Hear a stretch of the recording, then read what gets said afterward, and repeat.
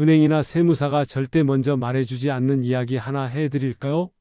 바로 우리나라 국세청이 최근 도입한 인공지능 세무조사 시스템이 여러분의 통장을 모두 훤히 들여다보고 있다는 겁니다. 저도 이 사실을 조금만 더 일찍 알았더라면 제 동생이 몇천만 원의 세금을 날리는 일은 막을 수 있었겠죠?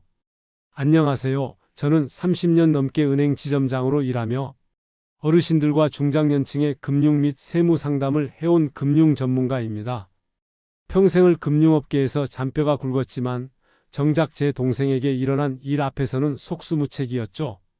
어느 날 평생 장사를 하며 현금으로 자주 입금하던 제 동생에게 갑자기 증여세 3,500만 원이 부과되었습니다. 처음엔 말도 안 된다고 생각했어요. 그러나 서류를 확인하자마자 등골이 오싹해졌습니다. 동생이 매달 손자들에게 줬던 생활비, 그리고 자영업 매출로 들어왔던 현금이 의심스러운 자금 흐름으로 인공지능의 표적이 된 겁니다. 동생은 화가 난 얼굴로 제게 말했어요. 형님이 그렇게 금융 전문가라면서 왜 진작 말해주지 않았습니까? 이러려고 평생 형님만 믿고 살았습니까? 그 순간 저는 부끄러움과 죄책감으로 말문이 막혔습니다. 하지만 기적은 우연히 찾아왔습니다.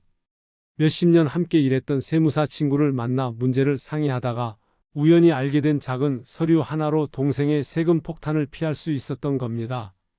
해결 직후 동생은 저에게 눈물을 글썽이며 말했습니다. 형님 죄송합니다. 그리고 정말 감사합니다.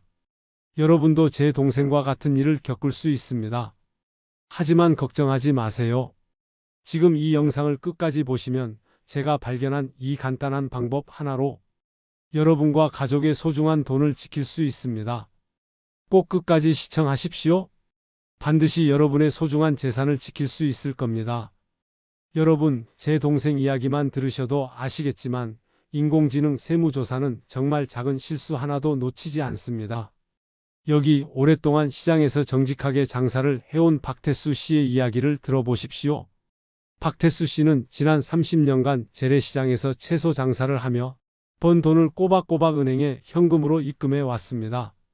특별한 메모나 기록 없이 현금을 바로바로 입금했는데 이것이 결국 커다란 화를 불러오고 말았습니다.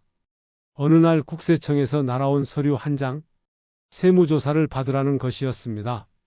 이유는 바로 박태수 씨가 입금한 돈이 목적과 출처가 불투명한 반복적 현금 거래로 인공지능 시스템에 의해 의심 거래로 분류되었기 때문이죠. 조사관은 박태수 씨에게 묻습니다. 이 돈은 대체 어디서 난 겁니까?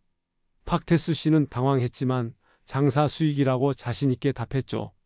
그러나 조사관의 반응은 냉담했습니다. 그러면 그걸 증명할 기록이나 장부가 있습니까? 장부도 메모도 없던 박태수 씨는 입증할 방법이 전혀 없었습니다. 결국 국세청은 과거 10년치 계좌 내역을 요구했고 무작위로 반복된 입금 내역 모두가 증빙 없는 불명확한 자금으로 인정되어 수천만 원의 증여세와 가산세가 부과되었습니다. 박태수 씨는 허탈한 표정으로 한숨을 쉬었습니다. 평생 정직하게 살아왔는데 내가 번 돈을 은행에 넣는 것도 이렇게 조심해야 할 줄은 정말 몰랐습니다. 이 사례에서 우리가 꼭 기억해야 할 사실이 있습니다. 지금 국세청이 주목하는 것은 단지 거래의 액수가 아닙니다. 중요한 것은 돈의 반복성과 목적이 분명하게 드러나는가입니다. 아무리 적은 돈이라도 일정한 날짜에 계속해서 입금하거나 출금하면 인공지능이 이를 불명확한 자금 흐름으로 판단할 가능성이 높아집니다. 많은 분들이 흔히 착각하시는 부분이 바로 이겁니다. 큰 돈이 아니니까, 내가 번 돈이니까 세금과는 무관하다고 생각하죠. 하지만 이제는 아닙니다. 특히 현금 입금은 더 큰 주의가 필요합니다. 입금할 때마다 간단히라도 입금 메모를 남기고 장부를 기록하거나 사진으로라도 남겨둬야 합니다. 조금 번거롭더라도 이런 습관이 훗날 여러분의 재산을 지키는 큰 방패가 됩니다. 사실 박태수 씨도 작은 수첩 하나만 챙겼다면 이렇게 큰 문제로 커지지 않았을 겁니다. 여러분에게 이 이야기를 드리는 이유도 바로 그겁니다. 누구나 쉽게 할 수 있는 일이지만 그 중요성을 모르고 지나치는 경우가 너무 많죠. 메모 한 줄, 영수증 한 장이 여러분의 수천만 원을 보호할 수 있습니다. 그럼에도 불구하고 현실적으로 모든 거래를 꼼꼼히 기록하기는 어렵다는 걸 저도 잘 알고 있습니다. 장사를 하거나 바쁘게 움직이다 보면 메모조차 하기 어려울 수 있죠. 그러나 기억하십시오. 어렵다고 그냥 지나치면 나중에 그 대가로 감당하기 어려운 세금 폭탄이 찾아올 수 있다는 것을요. 지금까지 여러분과 박태수 씨의 사례를 나누면서 제가 느끼는 가장 큰 보람은 이렇게 미리 알림으로써 누군가의 소중한 돈을 지킬 수 있다는 겁니다. 절대 저와 박태수 씨 같은 후회를 하지 않으셨으면 합니다. 특히나 이제 국세청의 인공지능 감시망이 강화된 상황에서 작은 습관 하나만 바꾸셔도 여러분과 가족들의 자금을 지킬 수 있습니다. 생활 속 흔한 입금도 반드시 기록을 남기고 그 목적을 명확히 해두십시오. 이 작은 습관이 수천만 원의 세금 폭탄으로부터 여러분을 지킬 수 있는 유일한 방법입니다. 지금부터 말씀드릴 사례는 단지 현금 입금만 위험한 게 아니라 가족 간 송금도 큰 함정이 될 수 있다는 현실을 보여줍니다. 은퇴 후 조용히 여생을 보내던 이정숙 씨는 얼마 전 뜻밖의 세금 고지서를 받고 깜짝 놀랐습니다. 그녀가 매달 딸에게 보내주던 490만 원씩의 생활비가 무려 2억 9천만 원이 넘는 증여로 간주되어 4천만 원이라는 엄청난 세금이 부과된 것이죠. 어떻게 이런 일이 생길 수 있었을까요? 국세청의 새로운 인공지능 세무조사 시스템은 거래의 금액이 아닌 거래의 반복성과 목적 불명확성을 집중적으로 살핍니다. 이정숙 씨는 매달 일정한 날짜에 거의 동일한 금액을 송금했습니다. 특별히 메모나 거래 목적을 명확히 기록하지 않은 채 단순히 생활비라는 명목으로만 보내다 보니 국세청 시스템은 이를 불분명한 증여로 판단한 것입니다.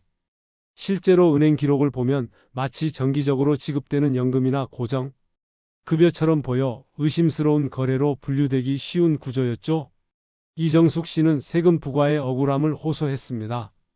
분명히 딸에게 생계를 도와준 것뿐이고 그 돈이 증여라니 말이 안 된다고 했습니다. 하지만 조사관이 내놓은 질문은 간단하고 명쾌했습니다. 이 돈이 정말 생활비라면 왜 구체적인 사용 목적을 기록하거나 병원비, 학원비 등으로 직접 송금하지 않았습니까? 이정숙 씨는 그제야 깨달았습니다. 구체적인 사용처나 송금 목적을 상세히 기재하지 않았다는 그 작은 실수가 결국 수천만 원의 세금 폭탄을 만들었다는 것을 말이죠. 이런 문제가 발생한 이유는 사실 간단합니다. 기존에는 가족 간 소액 거래는 국세청의 관심 밖이었습니다. 하지만 이제는 다릅니다. 특히 인공지능 시스템은 이런 반복적인 소액 거래를 민감하게 감지해내기 시작했습니다. 반복적인 금액과 날짜, 목적이 모호한 거래는 이제 모두 증여로 의심받을 수 있습니다. 그 거래가 부모와 자식 간이라 할지라도 예외는 없습니다. 여기서 우리가 생각해 봐야 하는 부분은 세무당국이 제시한 가족 간 2억 1,700만 원까지 무이자 대여는 증여세 면제 가능이라는 규정입니다. 많은 분들이 이 규정만 믿고 거래를 합니다. 그러나 이 규정은 반드시 서류로 증명되어야 합니다. 차용증, 입금 메모, 구체적인 사용 목적 기재 없이는 무조건 증여로 간주됩니다. 안타깝게도 이정숙 씨는 이런 기록을 남기지 않았던 거죠. 물론 여기에는 현실적인 한계도 있습니다. 부모가 자식에게 돈을 보낼 때마다 매번 증빙 서류를 만드는 게 쉽지 않다는 것이죠. 하지만 바로 이 귀찮음을 감수해야 세금 폭탄을 피할 수 있습니다. 부모와 자식 간에 돈이 오갈 때도 명확한 기록을 습관화하는 것이 무엇보다 중요합니다. 생활비라면 병원비, 학원비 등 구체적인 용도로 직접 송금하거나 차용증을 작성해서 증여가 아니라는 것을 확실히 해야 합니다. 제가 30년 넘게 금융 전문가로서 지켜본 바에 따르면 이런 작은 실수로 수천만 원의 세금을 내는 경우는 생각보다 훨씬 많습니다. 이정숙 씨 같은 경우는 결코 특이 사례가 아닙니다. 오히려 일상 속에서 누구나 겪을 수 있는 아주 흔한 일이죠. 모르는 사이에 우리 가족도 똑같은 실수를 반복할 수 있다는 사실을 꼭 기억하셔야 합니다. 오늘 이 이야기를 듣고 가족들과 반드시 공유하십시오. 지금 이 영상을 보는 여러분이 가족의 재산을 지키는 가장 중요한 열쇠입니다. 어렵고 복잡해 보이겠지만 아주 사소한 노력만으로도 큰 피해를 막을 수 있습니다. 가족에게 돈을 보내실 때 꼭 용도를 상세히 기록하고 직접적인 사용처로 송금하십시오. 그 작은 실천 하나로 여러분과 여러분의 가족 모두가 안심하고 살아갈 수 있을 것입니다. 지금부터는 앞서 보여드린 문제 상황에서 어떻게 하면 세무조사를 피할 수 있는지 실제로 현명하게 대처한 사례를 통해 구체적으로 알려드리겠습니다. 평범한 주부 정영희 씨는 아들의 갑작스러운 수술비 때문에 급하게 큰돈을 보내야 했던 경험이 있습니다. 당시 상황이 워낙 급박했기 때문에 빠르게 송금을 진행하면서도 혹시나 모를 세무 문제를 생각하여 그녀는 꼼꼼하게 몇 가지 준비를 했습니다. 정영희 씨는 돈을 송금할 때 송금 메모에 김철수 병원 수술비라고 분명하게 기록했고 병원에서 받은 영수증과 진료 내역서를 모두 챙겨 놓았습니다. 이것만으로도 대단하다고 생각하겠지만 정영희 씨는 여기서 그치지 않고 추가로 병원 담당자에게 수술비 납부 확인서를 요청해 보관했습니다. 이런 철저한 대비는 곧 현실이 되었습니다. 정영희 씨의 계좌에서 큰 금액이 이동된 것을 국세청 인공지능 시스템이 의심 거래로 분류하면서 세무조사 대상에 올랐죠. 조사관이 계좌 내역을 확인한 뒤 정영희 씨에게 자금의 출처와 용도를 묻자 정영희 씨는 준비했던 서류를 차분하게 제출했습니다. 입금 메모와 병원 영수증, 진료 내역서, 그리고 병원의 공식 확인서까지 완벽한 자료를 본 조사관은 더 이상 추가 질문조차 하지 않았습니다. 그날 정영희 씨는 조사관으로부터 놀라운 말을 듣게 됐습니다. 이렇게까지 확실하게 준비한 분은 거의 처음 봤습니다. 이렇게 철저하면 세무조사 대상에서 제외될 수밖에 없습니다.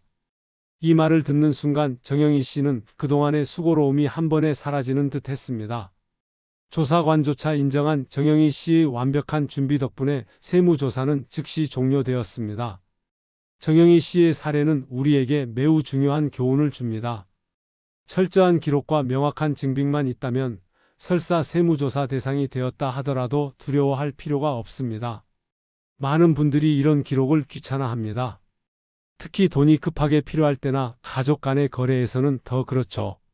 하지만 이 작은 습관이 여러분의 소중한 돈을 보호하는 확실한 방법입니다.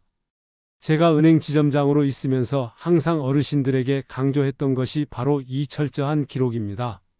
국세청의 세무조사는 결코 무작위로 이루어지지 않습니다. 특히 최근 도입된 인공지능 세무조사는 자금 흐름을 훨씬 더 세밀하게 분석하기 때문에 평범한 거래조차도 불명확한 목적으로 판단될 가능성이 큽니다. 그렇기 때문에 더욱이 모든 거래마다 용도를 분명하게 남겨야 하는 것이죠. 물론 이런 방법에도 현실적인 한계가 있습니다. 작은 금액이나 일상적으로 반복되는 거래는 매번 증빙을 남기기가 쉽지 않습니다. 저 역시도 매번 완벽하게 기록하는 것이 어렵다는 것을 잘 압니다. 하지만 정영희 씨처럼 특별히 큰 돈을 송금하거나 긴급한 경우라면 반드시 철저한 기록을 해야 합니다. 작은 거래는 최소한 간단한 메모라도 남기는 습관을 가지면 좋겠죠? 정영희 씨가 저에게 했던 말이 지금도 생생합니다. 처음에는 번거롭고 귀찮았습니다. 하지만 막상 세무조사를 당하고 나니 그때 했던 그 작은 준비가 얼마나 소중한지를 깨달았습니다. 정영희 씨의 이 한마디가 여러분에게도 큰 울림이 되었으면 좋겠습니다. 여러분, 조심스럽고 철저하게 기록하는 이 작은 습관이 여러분을 세무조사의 위험으로부터 완벽하게 지켜줄 것입니다.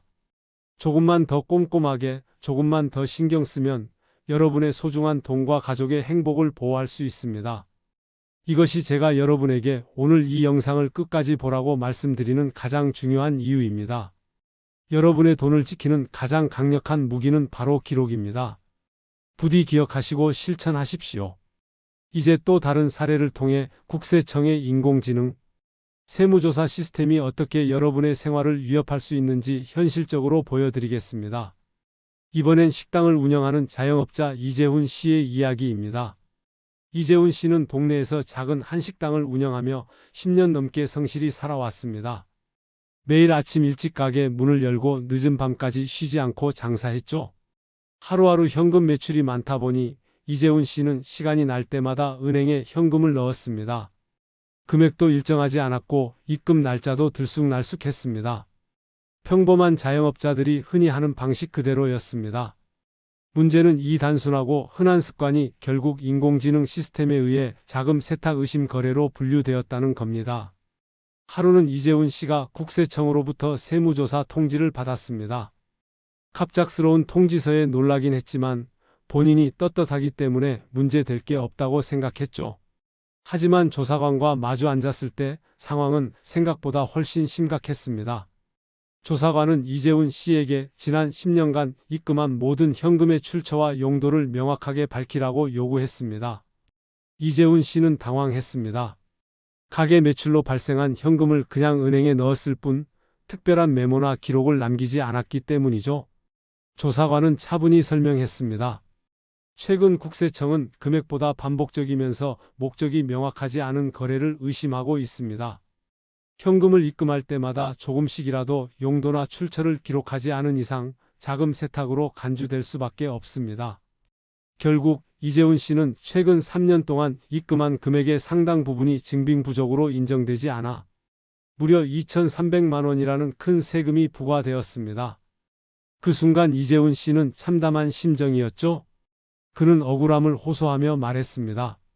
저는 단지 열심히 장사하고 정직하게 번 돈을 은행에 맡겼을 뿐입니다.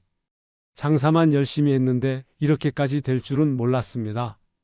제가 여러분께 이 사례를 소개하는 이유는 명확합니다.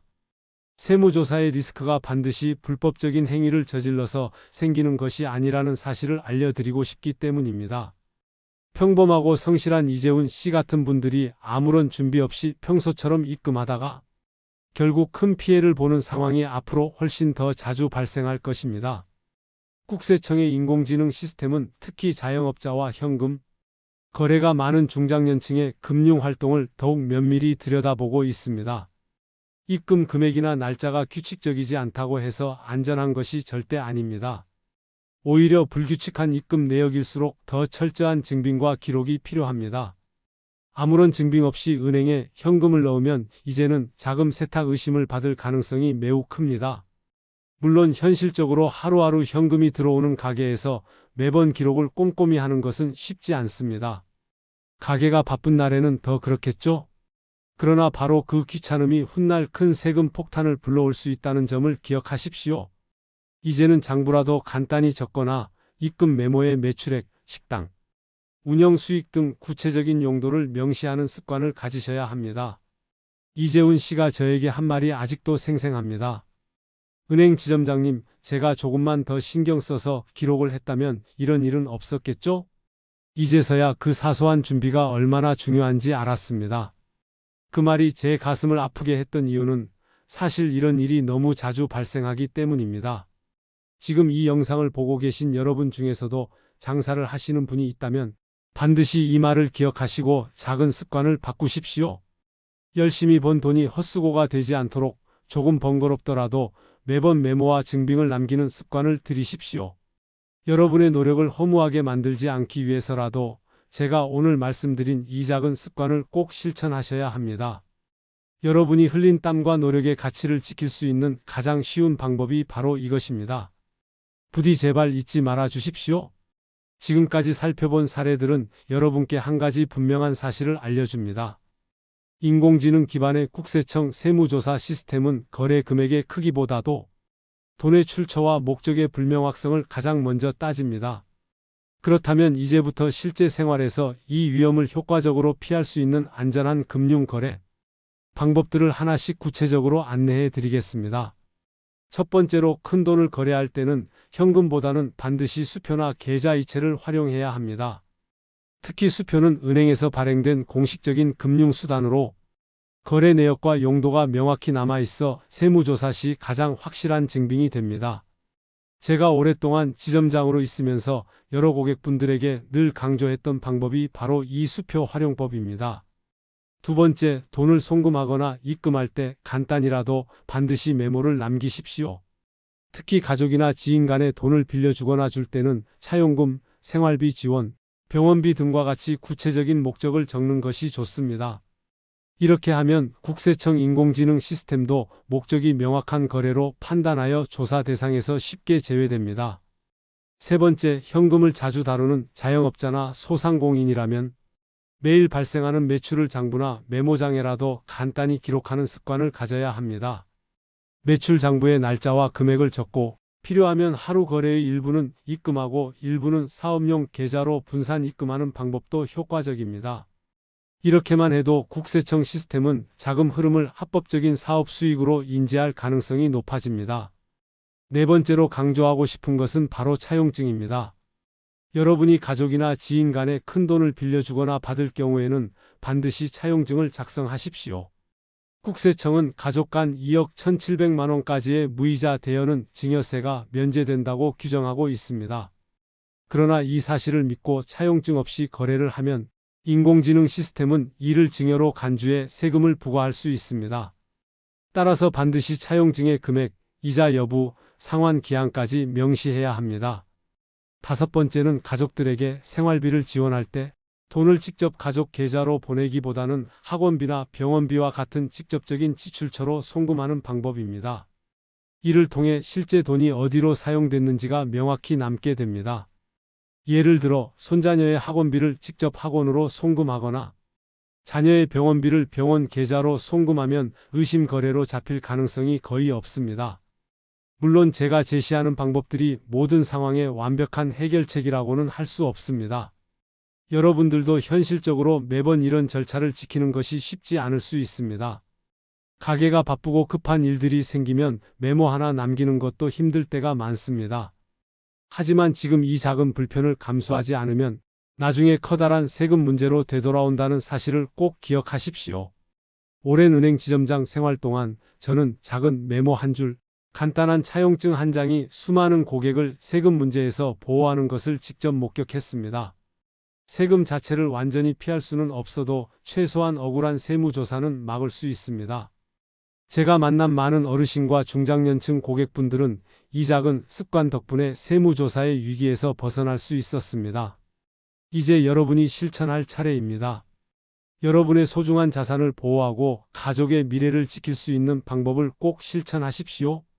다시 한번 말씀드리지만 세금을 막을 수는 없어도 세무조사라는 불필요한 고통은 확실히 피할 수 있습니다. 제가 강조한 이 작은 습관들이 여러분의 소중한 자산을 지키는 최고의 방패가 될 것입니다. 부디 실천하십시오. 이것이 제가 오늘 이 영상을 끝까지 보라고 강조하는 가장 확실한 이유입니다. 지금까지 우리는 국세청의 인공지능 세무조사 시스템이 얼마나 철저하고 빈틈없는지 그리고 어떻게 대비해야 하는지 다양한 사례를 통해 살펴봤습니다. 그런데 이런 주의사항과 절세 전략은 모든 연령대에게 똑같이 적용되는 것이 아닙니다. 연령에 따라 세무조사의 기준과 주목받는 거래가 조금씩 다르기 때문입니다. 지금부터는 연령별로 꼭 기억하셔야 할 주의점과 이를 대비할 수 있는 효과적인 절세 전략을 소개하겠습니다. 먼저 젊은 세대, 즉 30대에서 40대 자녀 세대부터 살펴보겠습니다. 최근 국세청은 인공지능 시스템을 통해 젊은 세대의 고가 자산 구매나 가상자산, 투자 수익 등을 집중적으로 감시하고 있습니다. 특히 갑자기 큰 돈을 들여 부동산을 사거나 가상화폐 투자로 인해 급격히 늘어난 자산은 자금 출처 조사의 가장 큰 표적이 됩니다. 따라서 자녀 세대에게 큰 돈을 지원할 때는 반드시 그 출처를 분명히 해야 하며 지원 시 차용증이나 명확한 용도 기록을 남겨야 합니다. 다음은 50대에서 60대 중장년층입니다. 이 연령대는 주로 자영업을 하거나 은퇴를 준비하며 금융 거래가 활발한 시기입니다. 특히 현금 거래가 많은 중장년층은 평소보다 훨씬 더 철저한 기록 관리가 필요합니다. 자영업을 하면서 생긴 현금 수입을 아무 생각 없이 은행에 넣으면 자금 세탁이나 출처, 불명의 자금으로 분류될 수 있습니다. 이럴 땐 꼭 입금할 때마다 간단히 매출액 혹은 가게 운영, 수익 등의 명확한 메모를 남기고 매출 장부를 꼼꼼히 기록하는 습관이 반드시 필요합니다. 마지막으로 60대 후반부터 70대 이상의 어르신 세대는 가족 간 거래에서 특별히 주의를 기울여야 합니다. 이 연령층은 주로 자녀나 손자, 손녀들에게 생활비나 지원금을 주는 경우가 많은데 자칫 목적이 불명확하게 되면 증여세 문제가 발생할 수 있습니다. 따라서 자녀의 병원비나 손자의 학원비 등은 직접 해당 기관으로 송금하거나 구체적인 용도를 명확하게 기재하는 습관을 들여야 합니다. 또한 가족 간 거래라고 해도 반드시 차용증을 남기고 일정 금액 이상의 거래는 수표나 계좌 이체를 활용하는 것이 안전합니다. 각 연령층별로 이런 작은 준비만 철저히 한다면 세무조사의 위험을 크게 줄일 수 있습니다. 하지만 현실적으로 이런 준비를 매번 꼼꼼히 하기는 쉽지 않습니다. 특히 어르신 세대는 이런 디지털 금융 환경에 익숙지 않아 더 어려움을 겪는 경우가 많습니다. 저 역시 오랜 은행 생활 동안 어르신 고객들을 만나면서 새로운 금융 시스템에 익숙지 않아 당황하시는 분들을 수없이 보았습니다. 그래서 제가 여러분께 당부드리는 가장 확실한 방법은 바로 가족 간의 소통입니다. 이 영상에서 알게 된 정보를 꼭 여러분의 가족과 나누십시오. 자녀 세대에게는 자금 출처 조사의 중요성을, 중장년층에게는 현금 거래의 위험성을, 어르신 세대에게는 가족 간 거래 시 꼭 주의해야 할 점을 알려드려야 합니다. 한 가족 내에서도 연령에 따라 세무조사의 위험 요소가 크게 다릅니다.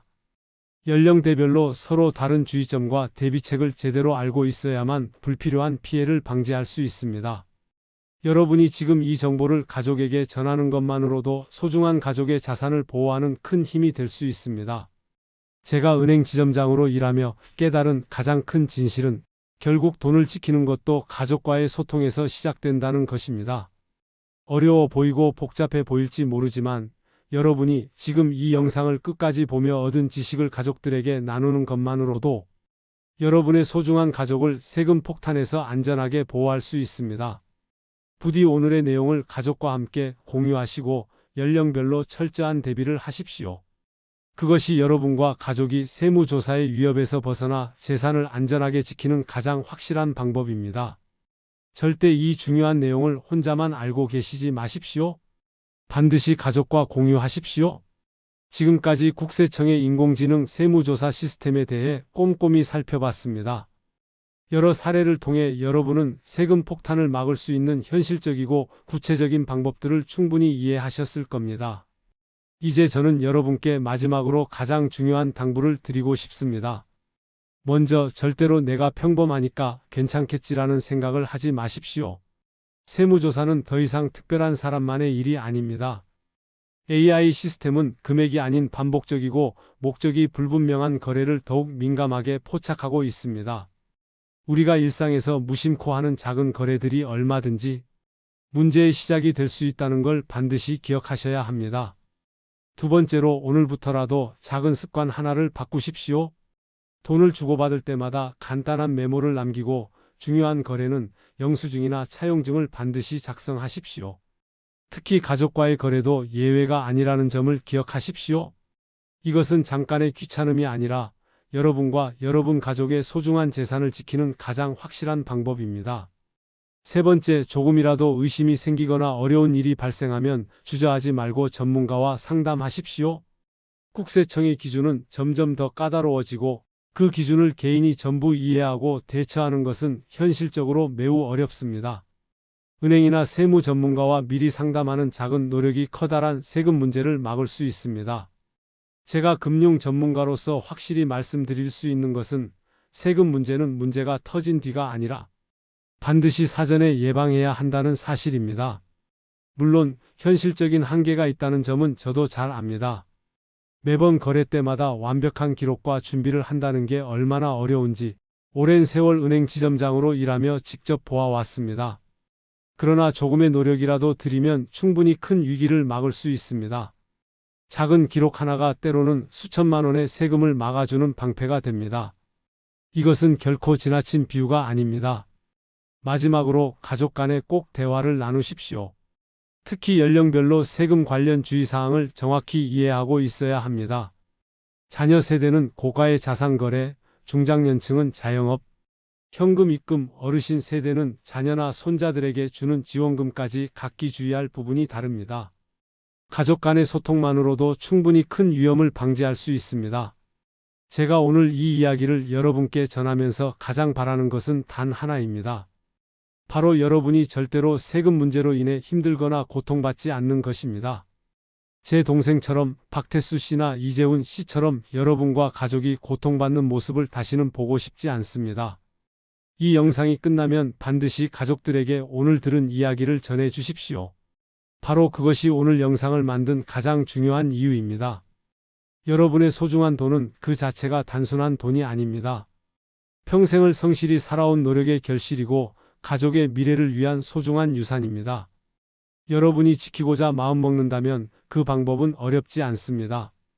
오늘부터 거래할 때 간단한 메모, 영수증 한 장, 차용증 한 장씩 준비하는 작은 습관을 시작하십시오. 이제는 여러분의 차례입니다. 부디 지금 이 순간의 작은 다짐이 평생을 든든하게 지켜주는 힘이 될 것입니다. 꼭 기억하십시오. 여러분과 여러분의 가족이 안심하고 행복하게 살아가는데 이 작은 습관이 가장 큰 힘이 될 것입니다. 여러분의 소중한 자산을 지키는 방법, 더 이상 미루지 마시고 지금 바로 시작하십시오.